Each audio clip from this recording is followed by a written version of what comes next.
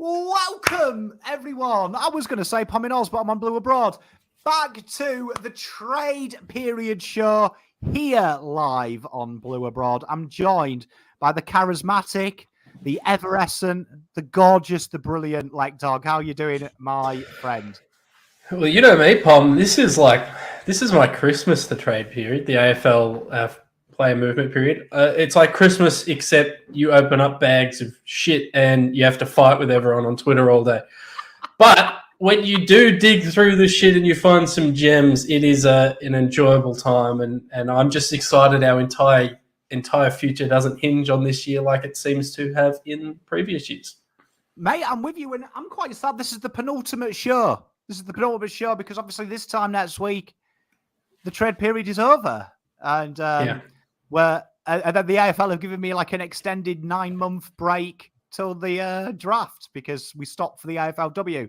So we will be around, but this show will become something else. We'll name it something else. But as you come in, right, we have got some really exciting announcement, and I have been waiting to drop this. Waiting.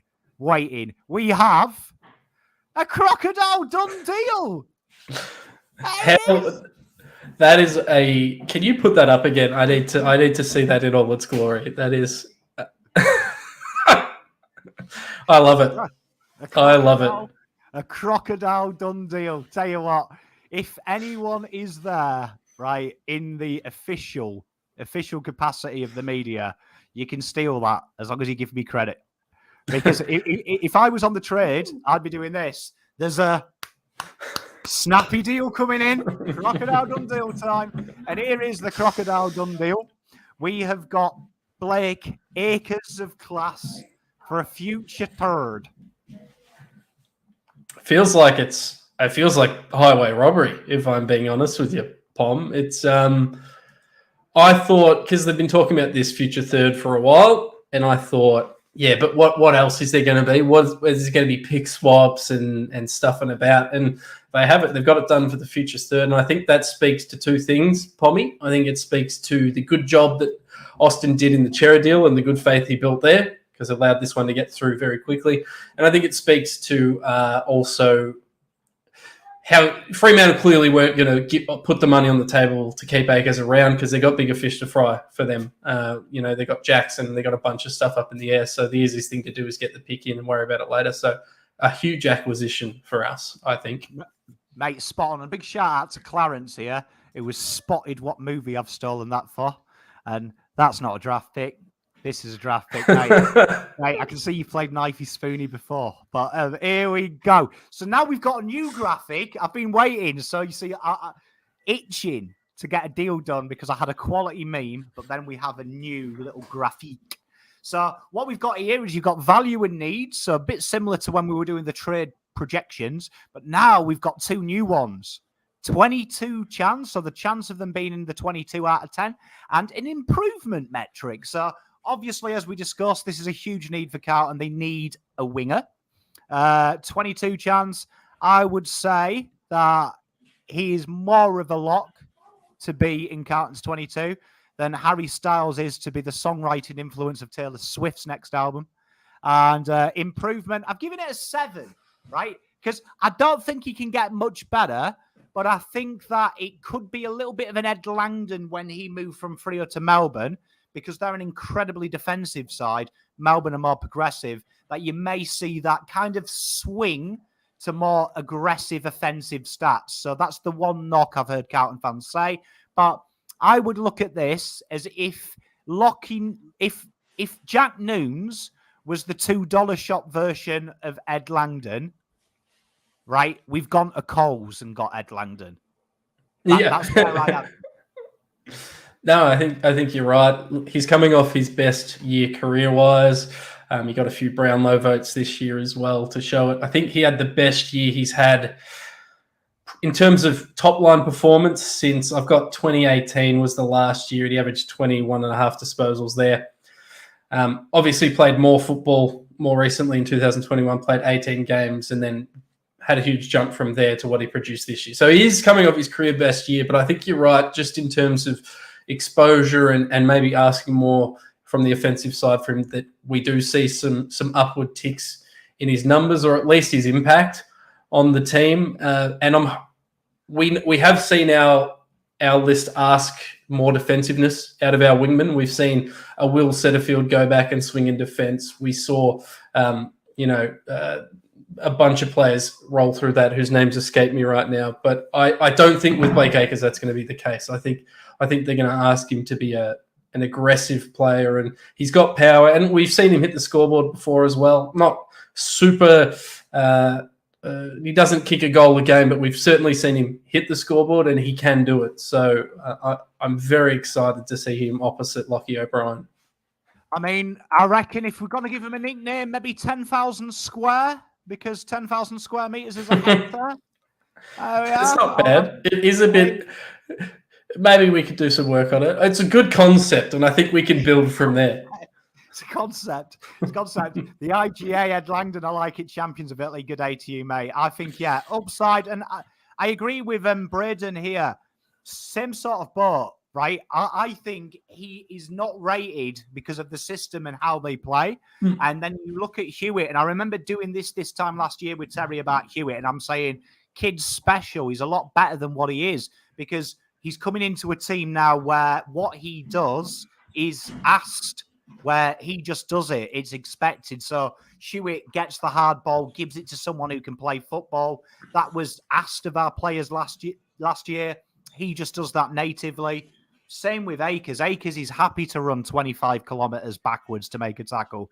That's his game, and that's all he knows. So I'm a big thing, and I agree with this here, exactly like Sean says. He's the chalk to the cheese of Cotters, and that for me is the best thing. Hey, tell you what, Paul, we're on the wavelength now, team. This is it. So I want something that's lengthy. Yes. Someone's going to clip that and put it on TikTok now. I've said that. That's a mistake. But the other bit of news is we know that Pom loves a little bit of mysticalness, and I thought this could be a little game for us all as you're all coming in. Good day, Amy. Good day, Steph. I see you're in chat. Billy's in chat. Good day, everyone. This is a group exercise, but what I've done is I've gone back historically at what picks are worth, and then I've gone and looked at everyone's list, and then I've gone and looked at how many list spots they have to fill, and then I've gone on some likelihood of things that are meant to come out, because Austin has said this week that every pick is up for grabs and he'd like to move up. Now, there's two ways you can take that. A lot of people have taken that scripturally, that we're taking pick 10 and somehow getting to pick 1. I don't think that's what he means. I think he's looking at our middle picks. So as you all come in, hey, Hector, Travis, Hector, mate, I can't believe I danced around that nickname. I made it too complicated. Thank you much to you. And good day to everyone. Good day to Billy, David, False Prophet, and Nick. So what we're doing is, these are our peaks. So at the moment, you've got pick 10, 29, 49, 66, and I can't wait till Will Ashcroft goes, because 68 becomes a more comical number. But we've got, so everyone in the chat and Mr. Lecdog, when you look at that, I think he means that ideally 49 and 66 somehow get inside 30. So there's 4 picks. Looking at our list space, you would predict 3 picks in this draft, maybe 4 if we start rooking. And I don't think Setterfield will get rookied. I think that will be a full-term contract, unless no one comes in for him, and then he's probably stiff. But that is my gut, 3 minimum. I think he wants to turn 49 and 66 and be a bit higher up. Yeah, I think so. They've made a kind of made a big deal, if you've been reading the messaging, about having a pick in each round of the draft now. And I think you're right. I suspect they want to package up those later picks and move into that sort of 30s range, because there's some talent there. They'll have some names on those lists, and I think they were counting on getting this Liam Jones compo to do that, and I think that's going to allow us to at least bridge the gap in some of these potential trades. But we don't need to go on a rant about this, Pom, but I just want to say this, that the points don't matter to us. So when we're talking about trades, if we trade out 3 picks that are worth 2,000 points and we only get one back that's worth 1,500 points, it doesn't actually mean anything to us as Carlton people, because we're not bidding on anyone, and we're not bidding on academy players or father-son players. I understand that people use the points as a metric of kind of showing if a trade's fair or not, but in actual fact, they're meaningless because if you bring in 5 picks that are worth your 1 pick, you then need to make 4 list spots to acquire all those 5 extra draftees.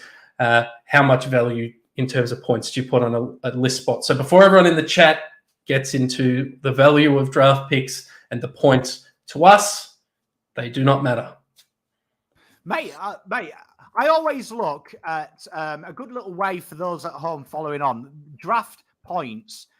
I hate it when the AFL use them, but they are a good indicator, mainly used now because father-sons, basically for the bidding rights. That is basically they're all there for.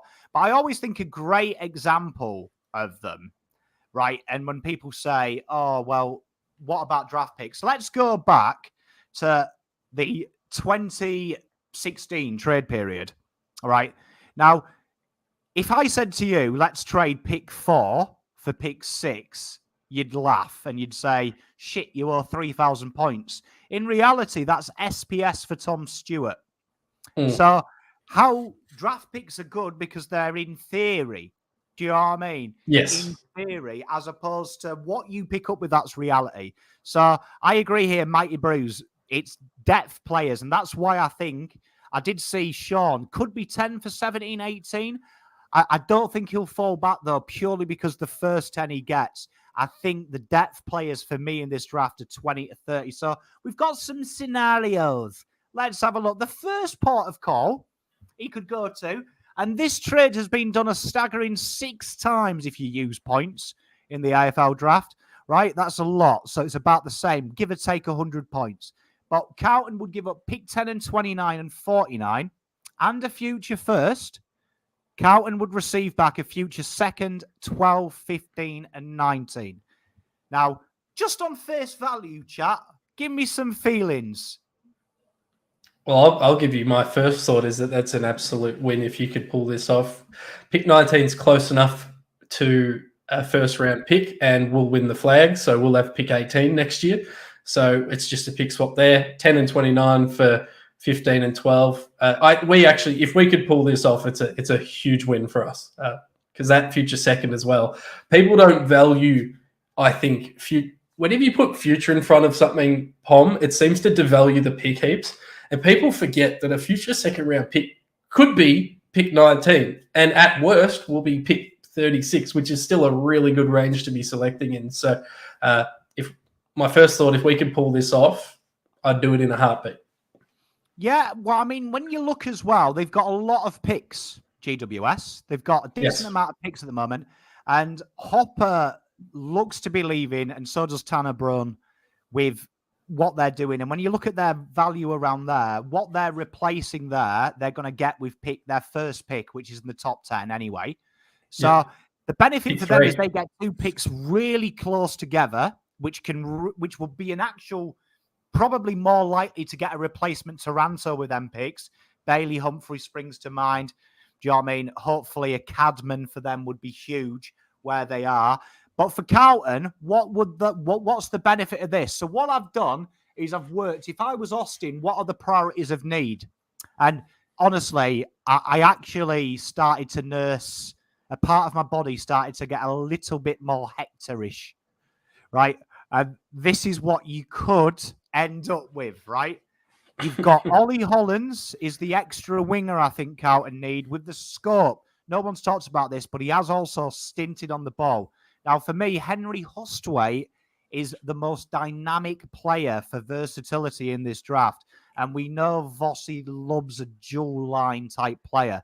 This kid's played high half forward, on the wing, on the ball, intercept defender, and halfback flanker. This, for me, if I had a pick 15 and Hustwaite's there, I'm running for the hills and getting excited. And then I thought, we've only got 2 actual key forwards on our list.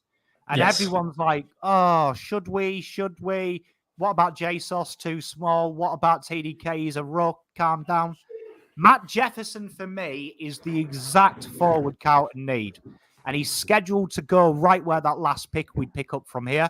For me, this guy is a slow burn, not quite as good as Cadman, but he's very similar to Harry McKay. And I think that if I was Voss, them three there, I'm telling you now, Austin, if you're watching, you somehow get this done, you Crocodile Dundee deal legend. This is it.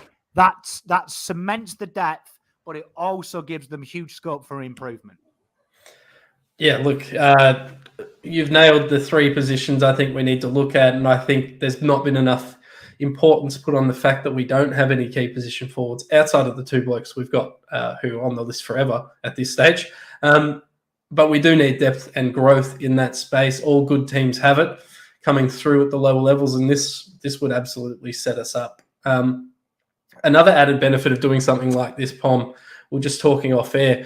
In the AFL rules, you have to take 2 first-round picks in a 4-year rolling window.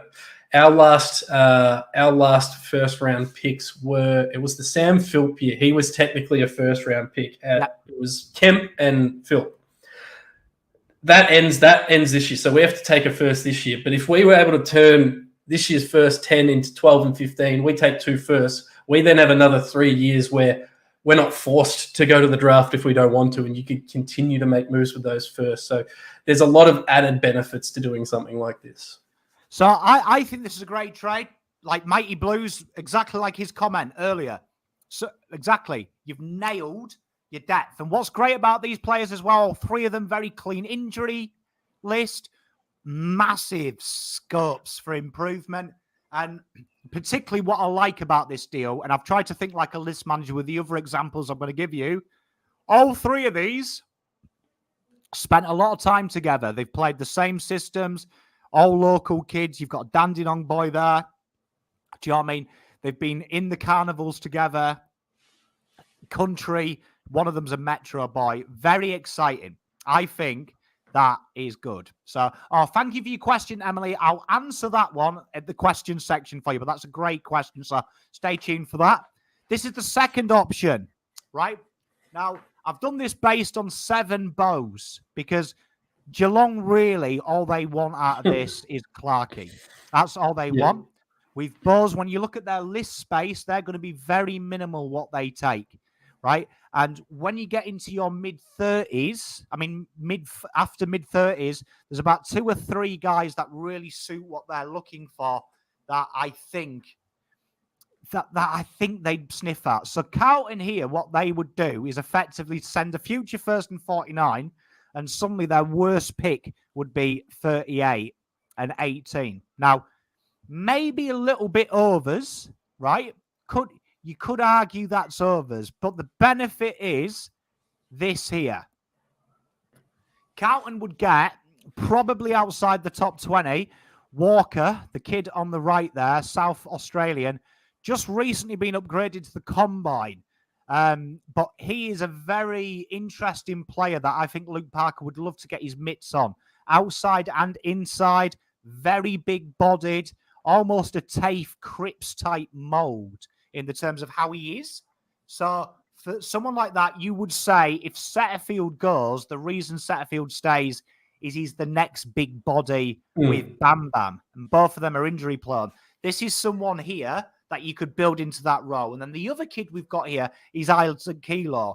Thinking on the benefit of a lot of talk has been Sydney have met with this kid. So this would then, when we had 18, probably scupper their plans for their first lot of picks. Isaac Keeler, though, key forward who can ruck, which would then give Carlton that real good thing where they can lean on Murkoff, but they have got a guy that could play third tall, in my opinion, from round 1. And I actually think over Cadman, this might sound crazy, over Cadman and Jefferson, if I could have any forward, I'd have Isaac Keeler because I think the kid is class. He's Kerno. He's Kerno, man. Honestly, he's got Kerno vibes. He does the unthinkable. Kerno in Paddy Ryder's ruck style body. He's exciting prospect. I think wherever he goes, his upside's going to be huge. He might be a slightly slow burn in terms of his fully developing that ruck craft, but I think you're right as a pinch hitter. And I know everyone's saying we've got Tom DeConning on the list, but I don't think he's a true sort of forward ruck combo. I think he's a ruck ish that we play in the forward line. Keeler fits that role perfectly and would have time to develop as well. Not necessarily in the seniors. He could develop in the twos, or he could play in the seniors and learn off Charlie and Harry, who are two of the best in the biz. So I really like this offer. And you said it was overs. I don't think it's necessarily overs unless you think we're going to absolutely shit the bed next year. But that's the price. You've got to pay a little bit more if you want to jump from next year's draft into this year's draft. That's just the cost of doing business. I think it just appeals to them. And to answer a few questions, Mighty Blue, I thought about this, and that's why I got two guys from the same system, South Australia. These kids have grown up together from under 14, so they know each other. Common draft strategy from list managers. So two South Australian kids together makes sense, doesn't it? You see, look, love the questions. These are the questions we want. It's good. And I'm glad. And Carol, I agree, but my theory is Setterfield and Dow ain't going to be there long term. So with the fact that they've been touted for a trade and one's got a contract offer on the table, should he not get traded, and obviously Kerno's suspected to sign a one-year rookie deal, you need someone else. And that, I think, there's just something about him. Something about him. I think that might be something that if I was Austin for a pick 39, it's a risk-free strategy, really. I would also say this, Pom, just going back to that go-home thing. How many players since we started rebuilding have requested to go home, knowing we've had a lot of WA players, we've had plenty of interstate players drafted? I mean, the only one was really Sam Petrevsky-Seaton, and he was going to be delisted anyway. So I would back our culture and I would back the size of our club to hold players from interstate. We're not North Melbourne. They're not asking to leave Carlton, would be my vibe. And that's not a pot shot at North, but it's just not something we've seen. Do you know what I mean? I think it is. Mate, I'm with you. I think our culture says we're good. And I think as well, you've got Luke Power there. Do you know what I mean? You've got Voss, who has taken the young groups at Port. He seems to know to build a system. And I mean, I just look at this, though. I mean, look at Keeler. Look at his hair. That's what I want my goal forwards to have. A bit of Barton. And then the last option I've got. Now, this one, I would say, in my heart of hearts, I reckon this is the one. If I was a betting man, I'd say this is the one that gets gone. Future second, pick 49 and 68. Carlton get 30 and 39. And the 30s is your highest chance of getting a player that everyone misses. So one of them weird things. For the 30s, does it? Two cracks at that 30s. Now, on paper, that's about as fair can get. You can get 30. So just initial thoughts when you look at that on paper. I mean, I think it's something that could happen, and I'm just trying to find it, but we've done similar trades with the Bulldogs, funnily enough, during this rebuild. So I could definitely see that happening. And yeah, you're potentially sacrificing pick 19 next year, but you're also potentially sacrificing pick 36 when we win the flag.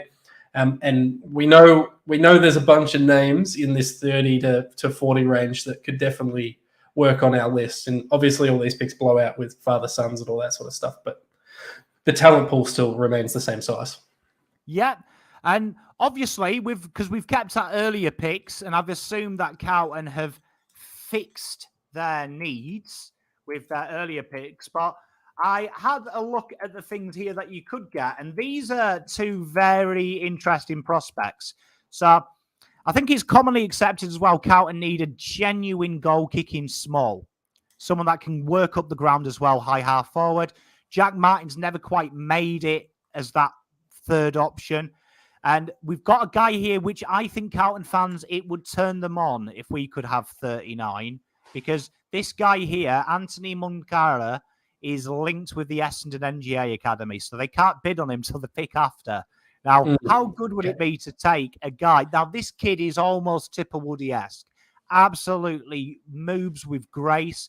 All he knows is goal kicking, like all kids hailing from the Northern Territories football leagues. Absolute jet with the ball on the deck. Natural crummer. Like what this guy is like a pigeon, right? That's what he's like. He's just seeing crumbs and going. Like, he'd have about 40 a year working off the feet of Curnow and McKay. And the next guy we've got is a guy that was in the top 20 at the start of the year, and has slightly gone downhill just because of his position is a little bit, what would you say, not attractive, I'll say. But this kid is incredibly versatile, can play all across the back line, and has been used as a winger for Glenelg. South Australian, absolute super little footballer, incredible kicking skills, incredibly strong, great overhead, excellent turn of pace, impressive IQ. He's almost like a baby Rory Laird. And I think his future is that slightly taller winger who can play defensively. Jacob Ryan, for me, is one to look for. But that's what these picks could turn into. It's very exciting. I love the idea of getting in front of Essendon. I still don't forgive them for bidding on Jack Silvani in the year that he was drafted. I went back, I found that trade, Pom. We did a similar trade in 2015 with the Bulldogs.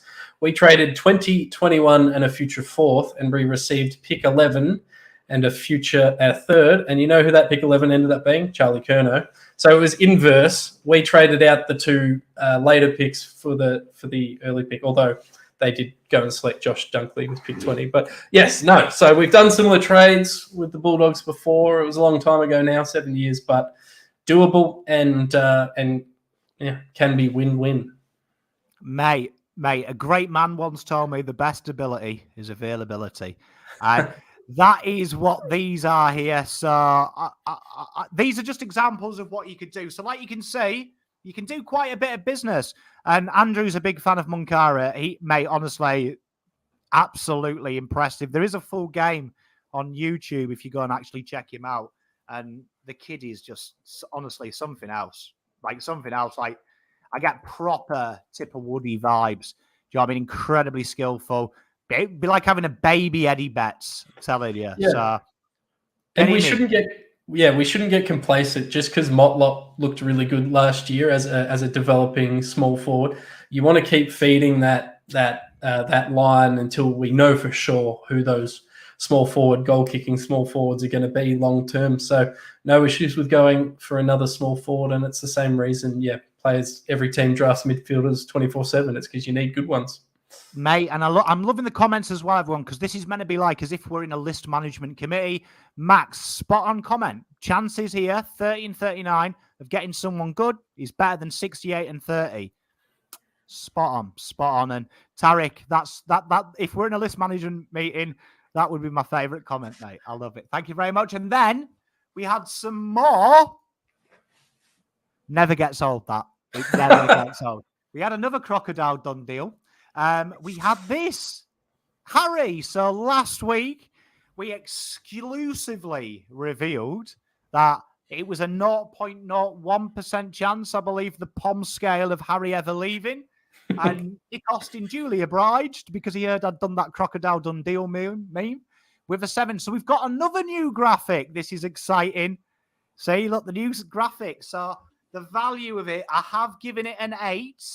Now, let me know if you think you disagree or you agree.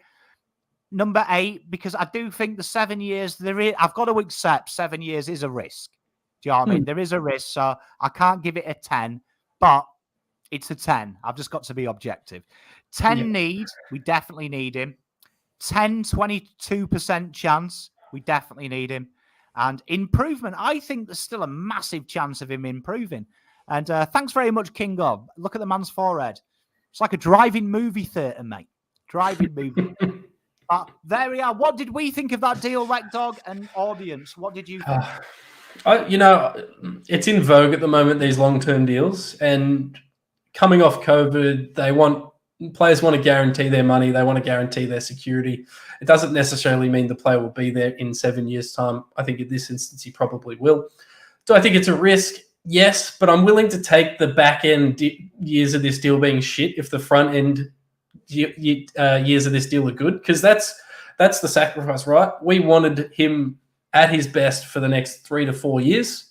The cost of doing that is you sign him for 7. So if he does dip as he ages a little or injury concerns start to creep in, he has security. So I got no issues with it. You got to pay to keep your players. It's the same when you got to pay to attract the good free agents. Sometimes you just got to do it. And with the way that AFL salaries are structured and contracts are structured, it's all meaningless at the end of the day. And he might only be getting paid $1 by the club for the next 7 years because he'll find his money elsewhere. It happens at every club. So am I stressed about how much we're paying him? No, because I'm sure that he would have looked after the club as much as they've looked after him. Mate, I mean, you know the way I have another way. I want to give an objective view about long-term contracts. The nature of the AFL is when a player comes out of contract, you are up shit creek without a paddle. And we've seen it with Jason Horne-Francis. He literally wants to go home because he's homesick and he misses his ma and stuff. And fair enough, I'm not going to judge that. But he has to go to Adelaide and be in a certain 2 streets worth of Adelaide. Yeah. They can't send him to the other Adelaide side. He's that specifically homesick. He has to be on the same street.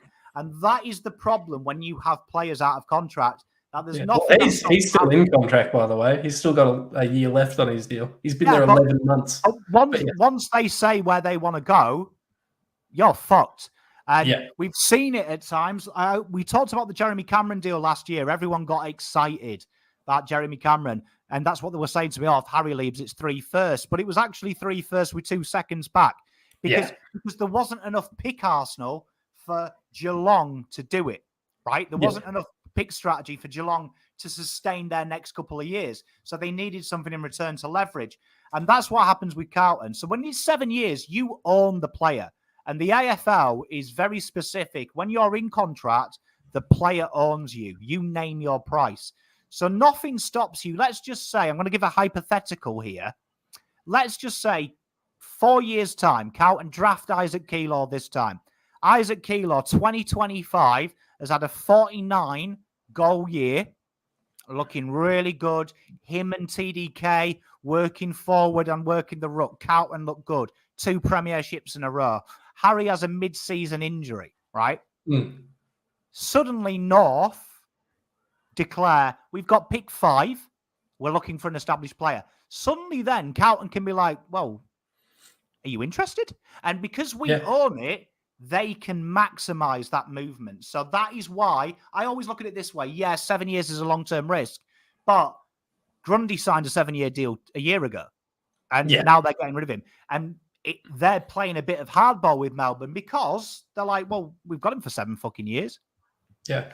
And I guess all you've said is absolutely correct. And another positive about this contract is Harry next year was going to be a free agent. He could have gone anywhere, and we probably would have got a first-round pick in compensation if he left from the AFL. Or at some stage, the AFL is going to review the compensation system, and it might not exist at all. What we've done, if you sign him for 3 years, we just have to do the free agency conversation again in 3 years. If you sign him for 4 years, you got to do the free agency conversation again in 4 years when he's in his prime. Now he comes out of contract, he's going to be, 30, 31, and he'll be a free agent. So it'll be on us. He'll be a veteran, and it'll be up to us. Like, are we going to keep him or are we going to let him go? Whereas if he came out of contract sooner, he's 100% going to get offered, an unbelievable amount of money each year, and it takes that the question mark out of it, the 7-year deal. So it's risk, but you're also now not risking losing him. You've got control, as you said. Mate, I'm with you. And like Bugsbell says here, and Kane Corns ironically had him as the most 4th valuable player if the AFL was an EPL free market. It is unders because they're as rare as rocking horse shit. And I've got a rocking horse in my kids' room, and I've never cleaned up its shit. So I can tell you, they're rare.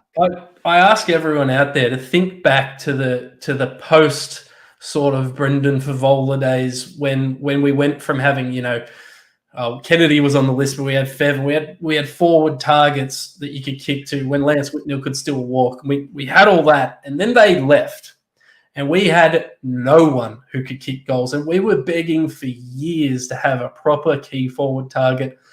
Eventually, they drafted McKay. Eventually, they drafted Curnow, and we pinned our future on those players. So having this guy locked in, as you said, Pom, they don't just grow on trees. You can't go out and replace them. We found that out after we traded the last batch of key forwards we had. You can't just replace them. So having them on the list is much better than not having them on the list.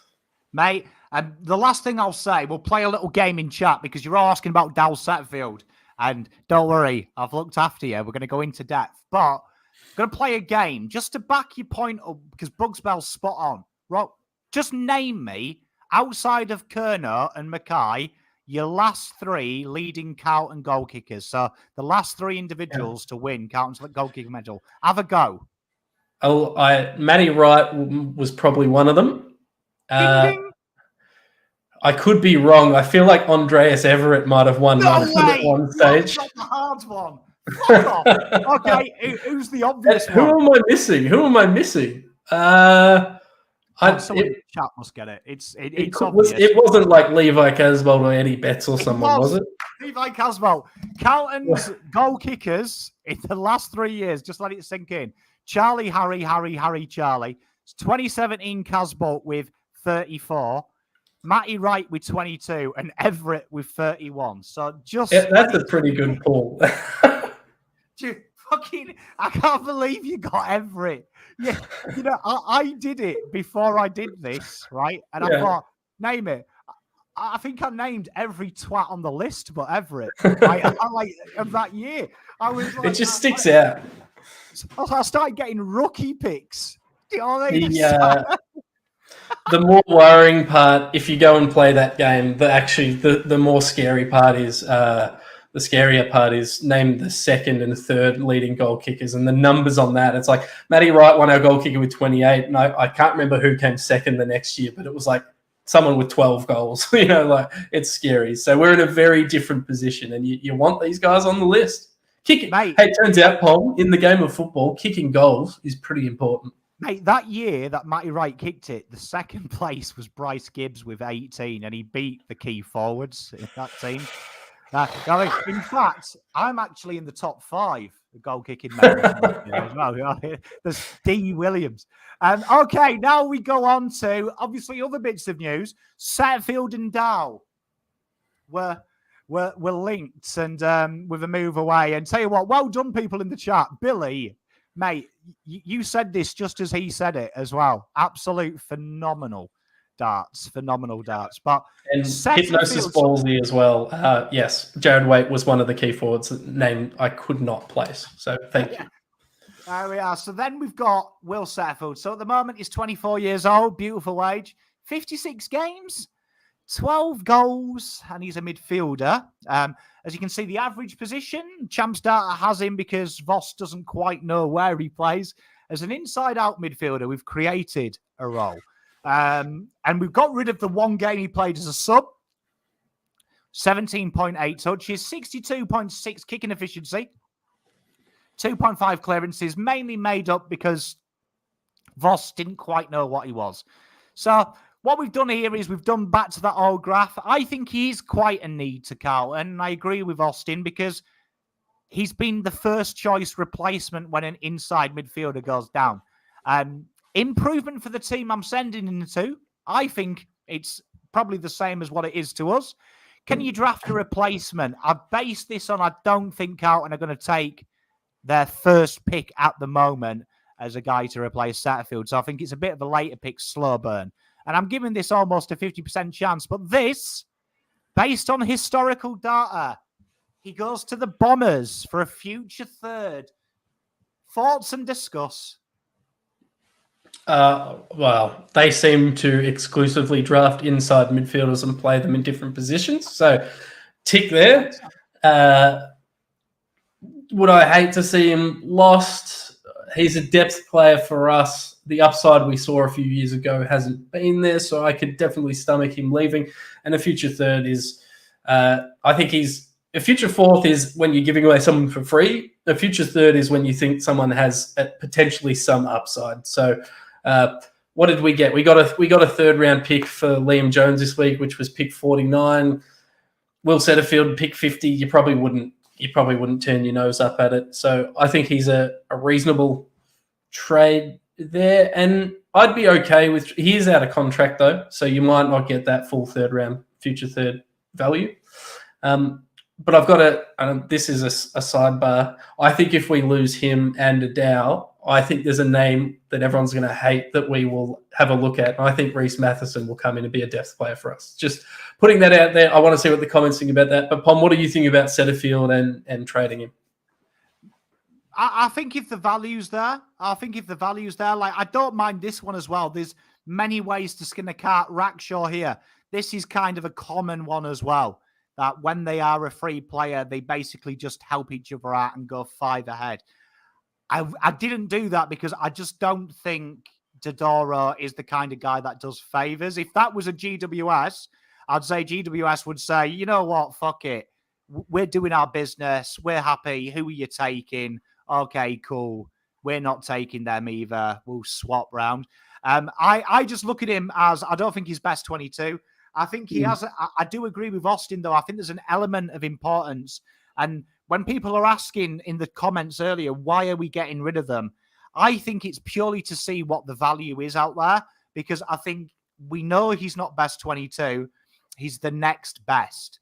So I think from a Carlton point of view, and that's why I said a third, I think they'll settle for a third. If they are offered a fourth, I think they'll just say, right, what is it? What's the price? What price do you want? Sets. Let's get it done for a year. As for Matheson, I agree with Red Bear. He called himself the metronome of Brisbane, didn't he? I mean, if you told me I lost Setterfield and gained Reece Matheson, I would say Reece Matheson has more upside in the best 22. Yeah, maybe a higher floor. Yeah, something like that. But I would say Setterfield, for me, if I was 24 years old, I'd want to fuck off and play football. And I think he knows at Carlton he's waiting on an injury or waiting on something to happen. And I think he deserves to play football. And for me, when he has got strings of games, he seems to be a confidence player. And I just don't think we can ever give him 4 or 5 games unless we're all depressed because some player's done an ACL. So for me, I think it's fair he goes. And I personally, in my heart of hearts, if Ed's staying for a year, there's your backup. I trust Ed more than Will at the moment, and plough that time into Jack Carroll. Is how I feel. So if we get a third, I'd drive him to Tullamarine. I don't want to. There's only one reason I'd go to Essendon, and it isn't to see Essendon Football Club. Yeah. Look, it might not be a straight third. If it was an Essendon, I'm just looking at what they've got. We've got 49, 66, 68, 86. They've got 42, 62, 80. So they're about 5 ahead of us in all of those spots. Maybe it's a couple of swaps somewhere along the way. I think if it was an Essendon, it would make sense. And for him, I want him to, I say this about every player who's out of contract, that absolutely go and get your bag, go and play somewhere where you're going to get paid and you're going to play footy because your career's not that long. Make the most of it. I think you're right that Ed Curnow is probably going to stick around, and in a pinch, at least you know what you're going to get from him. At least you know what you're going to get from him. Mate, yeah, and I think you've got to know, and look at Essendon, look at Geelong. They've just got old reliables. So the next guy we're going to look at, and Jesus, I didn't think I'd be talking about this guy, right, in off-season, but here we are. The chat will love this. We've mentioned this guy nearly every week, and here he is, Paddy Dow, 22 years old, just staggering 60 games played, 19 goals, and he's a midfielder. I've done him a favour here as well. I've done what champions data don't do, because I don't believe sub appearances should go to his stats. So we've redone his stats. So as you can see, bang average, kicking efficiency, always is though with these players. So I'm going to back him in here. Always is with these type of players who just break lines and bang the bastard on the boot. Let's have a look at if you're buying him chart. So need to us, obviously, there is no need. Do you know what I mean? Unless we want to look classy in VFL, no need in keeping him. Right? Improvement for the team I'm sending to. I think this is, if I was Paddy Dow's dad, makes sense for him. And it makes sense for the club I'm selling him to. Draft a replacement for someone that's going to be second or third in line for that midfield. Like I say, Walker comes straight in. He's going to be nowhere near, but he has got a big body and he can serve a role. Because I think Dow is a defined role. chances of it happening, I would say this is erring towards it's going to be a crocodile done deal. Yeah. No, I think you're right. Look, I said this about SPS last year and I was wrong, but I think he'll be a better player at another club. I think in this instance, Paddy Dow will definitely be a better player at another club if it's the right club, if it has the right midfield makeup. He can still provide some value, but it's not happening here because we've got 4 or 5 players that are ahead of him. There's probably a little bit of, I don't know, bad blood or the fresh start thing's real. He's still got enough time on his side. He showed it in juniors that he could be that he had upside. He's only 22 years old, which for a new club is an easy sell. For us, we've probably seen enough, know that he's not going to get in this side, and he's out of contract at the end of next season. Is there any benefit for him sticking around for us? There would need to be 5 midfield injuries for him to get into the team, to play enough football to increase his value. So from our perspective, I think we're fine to lose him. And I do think there's upside for him going somewhere else. And I think that 55% chance is going to start ramping up as the week commences. I'm interested to hear what you think we might get for him. Here we are. So what I'm going to do now is I'm going to sell him to myself as if I'm a North fan. So I'm just going to get this mug. This is the Carlton mug that usually is for disappointment. So to mention this club, I need to feel more disappointment. So, oh God, just imagine hiring a coach that's going to be suspended from the AFL 2 weeks later. Just imagine it. Here he is. He's going to North. Now, this is the sale point for North, right? The sale point for North is I look at their list. Fuck all picks. They've got some comp picks going to come in because the AFL are about to come in and just make something up. So they're looking at trying to flitter them on. They did do some, you saw with the Tucker deal. They moved on some of their picks. So these are going to be looked after. So picks to these guys at this stage mean fuck all. North are just spending, you know what I mean? They've got their tax return early and they're in Kmart. All right. And what I think when you look at North's list, I know what North are going to do. North are going to do what you do in a rebuild. They're going to take the best available player, right, in the draft this year. So it'll be totally up to them who they think. They'll probably go Wardlaw, though, but they could go starters. Is there a need to go Cadman? A lot of people are saying he's picked 2. I don't think there's a need. They've got a lot of tall people. Like, you go through their list, it's all forwards and rucks. Like, somehow Carlton, St Kilda, Essendon, and North draft the same people, right? So they've got multiple thirds, just to answer your question, Mighty Blue 7, because they got the benefit package from them, and they've still got their own at the moment. I think a future third, it makes sense, because I think they'll get Ethan Phillips in one of their mature age players who plays for Port Melbourne. I think they'll go after some of the older guys. I won't be surprised to see Fergus Green be rookied by these guys just to try and get that top up going and get ready. I think a future third makes sense, because I think if I was North, Paddy Dow would be the player I'd want to play for me. Second chance, 60 games. Ben Cunnington's going to protect him and do the hard yakka. He's just got to get the ball in early. And I think it's a no-brainer for them, because it's risk-free for them. Yeah. So the deal, I don't imagine North would trade their future third, but they have Fremantle's future third, and their future fourth next year is essentially going to be a third as well. So I can see them trading for him, not necessarily with their own future third, because they're going to be awful again. It's an upside play. It's something we would have done at the start of our rebuild when we took all those flyers on guys like Will Setterfield, and we took the punt on all those guys who had been in the system a couple of years.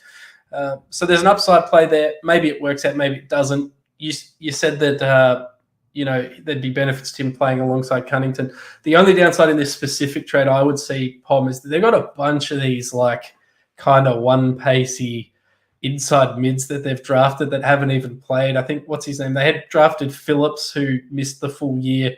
Will Phillips, who missed the full year with glandular fever. They see him as someone who's going to come in and be in that midfield. So Tom Powell, they've got a bunch of these players in that space, but they need to find something that are going to work. So I can see them going for something like this, and I would do it if I was Paddy, because you got more chance of playing there than you do here at this stage, which is just mate, I think it's an absolutely no-brainer for both parties. Absolute no-brainer for both parties. I think it's risk-free for them. It's another pick for us next year, and it's a potential pick that Carlton can use to maybe go up the draft board as well. Do you know what I mean? You never know, that future third could maybe become a third in this year's, which allows them. Yeah. So I've starred 3-1. So the first one we're going to go up with, George Stella, Fishy McCassie. So Nick Austin almost giggled at the press conference when they asked him about Lachlan Shaw, Fishy McCassie, but he confirmed not a player of interest. Very early discussions, not something they will be pursuing now or in the near future. And the Lachlan Shaw deal, I've never seen Nick Austin. I've never seen Nick Austin actually spit water out. I think it was one of the more bizarre reactions. He almost made a joke about it. He said, "Oh, I mean, I guess his dad played some games here. I guess that's kind of like a trade rumor." Like, it's good. It's good. He did well. Well done. If you're watching, Mr. Austin, good work. Right. Jamie Phelan, does Carlton have anyone else on the radar? In the comments, give me a yes or no. Do you think Carlton are going to pull off a trade heist for a player? And if so, who is it? And Let Dog, do you think it's going to happen? I'm a no. I know I flagged, unless it's like someone like a Matheson where you're giving away nothing to just fill out your list.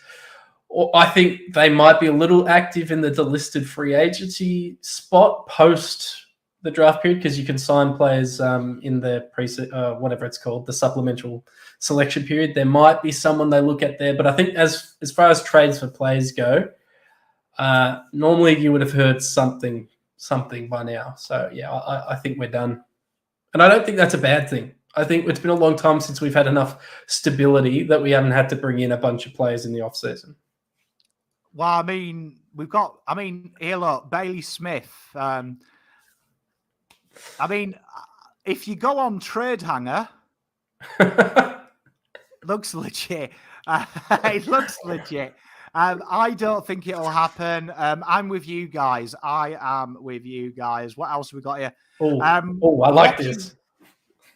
You see, like, Braden, I'm not questioning your sources, but honestly, you have got more chance of Lockie Whitfield, right, coming to Carlton Football Club, right? You can tell your source from me. There is the same chance as you have this time next week in the final trade show.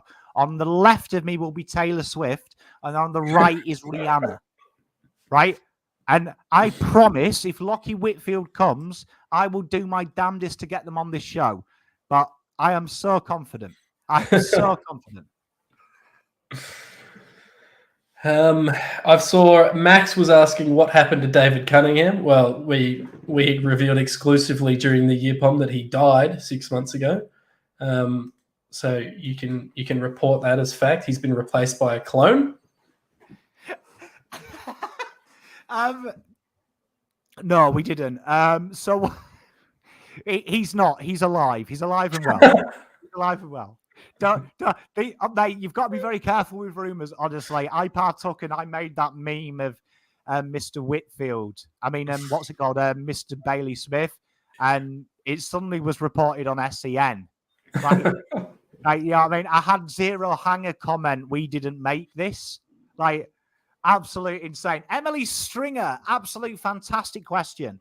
Thank you very much. So what happens if your third pick in the draft and the team trades a player for the third pick in the draft? Does the player have to go there? Does the trade go through if it doesn't want the club and wanted better options? So effectively, if you do a trade like, what can I use as an example? Oh, yes, I know what I can use as an example, right? So this deal here, let me just remove yourself.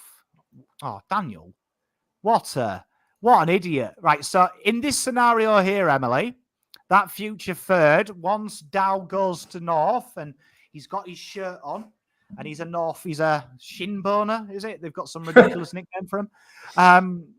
The future third next year of Norths would be Carlton's now. The only time a draft, it's called draft manipulation. So some players do the ridiculous thing like Archie Perkins last year. Oh, I can't leave Victoria. If I do, I can't have my mum's stew. So they're not legally allowed to do that, but it does go on. But the only way you'll see pick one not being pick one is this year. So North Melbourne may say, we've picked one this year in the national draft.